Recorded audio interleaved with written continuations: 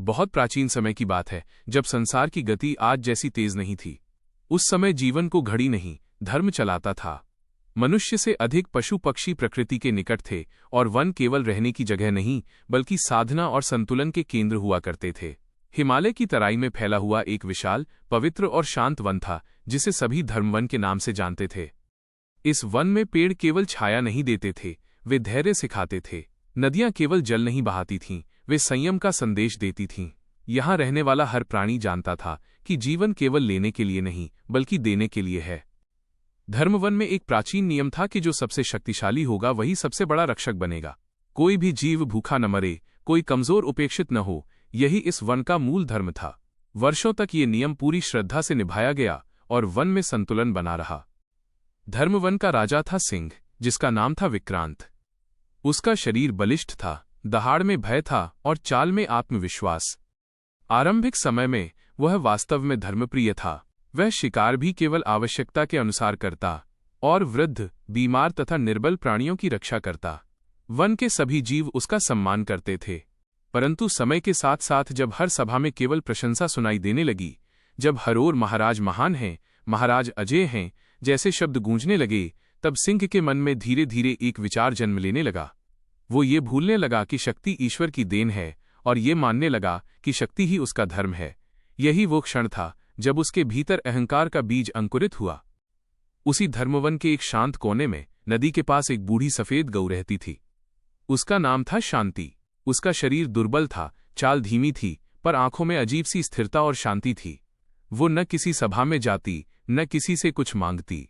दिन में वो चुपचाप घास चरती और संध्या होते ही एक पुराने टूटे हुए मंदिर के पास बैठकर मौन साधना में लीन हो जाती। न उसने कभी अपने कष्ट बताए, न अपनी साधना का ढिंढोरा पीटा। वन के कुछ वृद्ध और तपस्वी प्राणी जानते थे कि यह गऊ साधारण नहीं है। वे कहते थे कि इसका मौन सिंह की दहाड़ से भी अधिक प्रभावशाली है, पर अहंकार में डूबा सिंह इन बातों को तुच्छ समझता था। एक दिन सिंह विक्रांत नदी किनारे पहुंचा। उसने देखा कि बूढ़ी गऊ शांति आंखें बंद किए ध्यान में बैठी है। उसने उपहास से कहा कि इस वन में रहने के लिए दहाड़ चाहिए, मौन नहीं। गऊ ने कोई उत्तर नहीं दिया। उसका मौन ही उसका उत्तर था।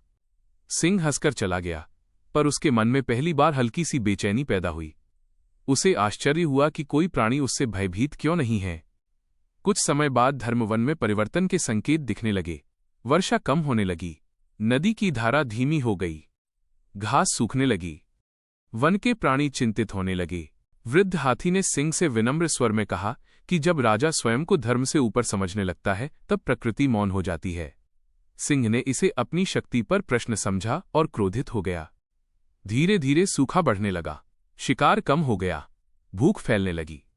सिंह ने देवताओं को दोष दिया, पर स्वयं के भीतर झांकने का साहस नहीं किया। एक रात सिंह ने एक भयानक स्वप्न देखा। उसने देखा कि वो एक सूखे मरुस्थल में अकेला भटक रहा है। न उसकी दहाड़ काम आ रही थी, न उसका बल। चारों ओर सन्नाटा था। तभी दूर एक दिव्य प्रकाश दिखाई दिया।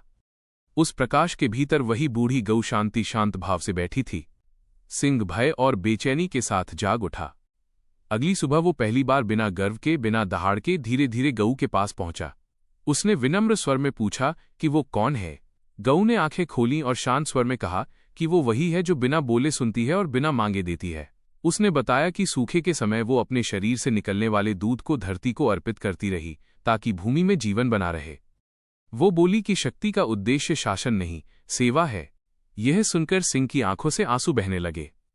पहली बार उसके भीतर का अहंकार टूटने लगा। उसने समझा कि जिस दिन उसने स्वयं को सबसे ऊपर माना, उसी दिन उसने धर्म से दूरी बना ली। उसने गऊ के सामने सिर झुका दिया। यह उसका सबसे बड़ा विजय क्षण था, क्योंकि उसने स्वयं पर विजय पाई थी। उसी दिन आकाश में बादल घिरे और मूसलाधार वर्षा हुई। सूखी नदी फिर बहने लगी। वन में हरियाली लौट आई।